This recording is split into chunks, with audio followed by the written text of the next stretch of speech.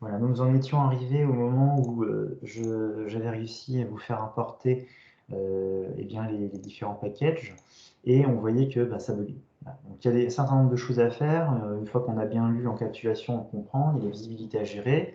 Et donc notamment, on va commencer par le commencement, à savoir déclarer le package ici de la classe personne. Donc c'est bien parce que du coup, on voit ici que en faisant un control space, eh bien, Eclipse nous propose le package qui correspond. Par contre, il faut bien le choisir et ça nous permet d'aller beaucoup plus vite. Alors c'est pas terminé, hein, bien entendu la personne ne va plus bugger, mais bien entendu vous verrez que personne essai ne voit toujours pas personne, c'est logique. Il faut commencer ici à lui faire un import du package. Pareil, hein, on a une proposition du package. Alors ça, c'est à proscrire l'étoile, autant qu'on sache tout de suite ce qu'on souhaite exclusivement importer. Alors là, de nouveau, ça ne fonctionne pas. Bien entendu, on n'a pas à gérer la partie visibilité. Donc notamment ici, on utilise des constructeurs à vide, on va régler ce premier problème. On va lui dire que déjà, cette classe personne, elle est publique, et puis que son constructeur ici à vide qu'on souhaite utiliser, eh bien, il est public aussi, donc c'est-à-dire qu'il est visible, comme vous l'avez vu dans le tableau par le package. Voilà, donc là, tout de suite, ça va commencer à aller un peu mieux, hein, c'est ce qu'on voit ici. Et puis, on va devoir gérer un certain nombre d'autres points sur lesquels on n'a toujours pas d'accessibilité, notamment ici les mutateurs. Donc, on va revenir dessus, on va dire OK, je dois aller voir les mutateurs, je dois mettre les mutateurs en public aussi pour qu'ils les voient, ainsi que les accessoires tant que j'y suis. Donc on va commencer à gérer toute cette visibilité spécifique qui est utilisée dans la classe d'exécution. Il ne va pas se tromper ici, bien mettre public. Hein. Voilà. Bon, les setters et les getters, je le fais automatiquement, comme ça j'ai être tranquille. Hein. Voilà, là c'était déjà fait, donc ça tombe bien. Voilà, on fait ça pour tous les accessoires mutateurs. Ce qui va nous permettre, au niveau de la classe d'exécution, eh bien, de pouvoir utiliser correctement les différents mutateurs accessoires. Voilà, donc là je fais ceux qui me correspondent, ceux dont j'ai besoin. Voilà, donc vous voyez tout de suite là ils sont plus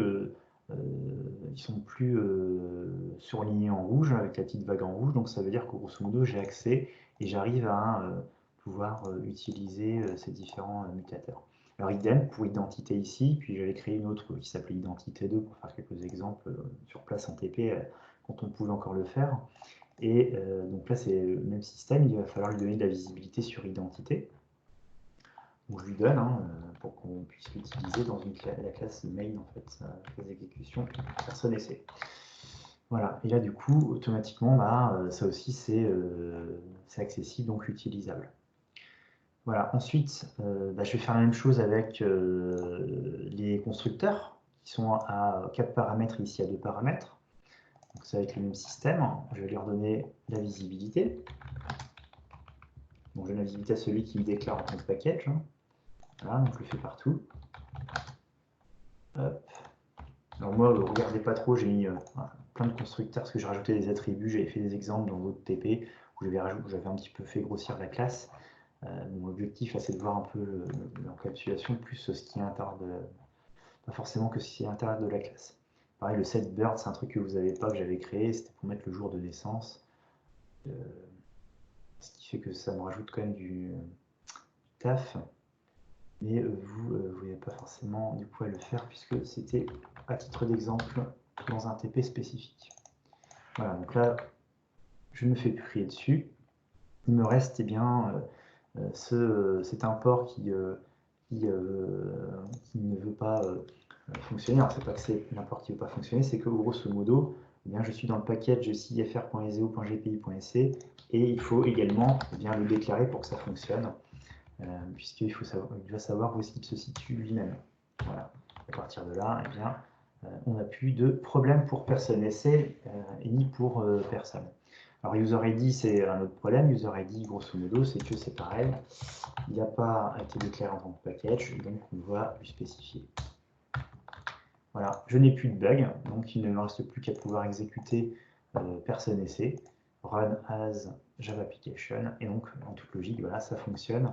Tout est remis d'aplomb, j'ai mes packages, j'ai mes imports, et puis bien entendu, au niveau de personnes, j'ai géré ici les visibilités. Il me reste encore une chose à faire très importante, hein, bien entendu, c'est de finaliser un petit peu la visibilité telle qu'elle est prévue pour les attributs. Donc là, grosso modo, je vais mettre en private les différents attributs parce qu'ils n'ont pas forcément vocation à être vus à l'extérieur. Voilà. Et là, à partir de là, donc on a à peu près géré tout ce qu'il fallait correctement. Voilà. Merci de votre attention, et puis donc je ferai une prochaine vidéo plus spécifique potentiellement pour les piles de rectangles et les rectangles. À bientôt.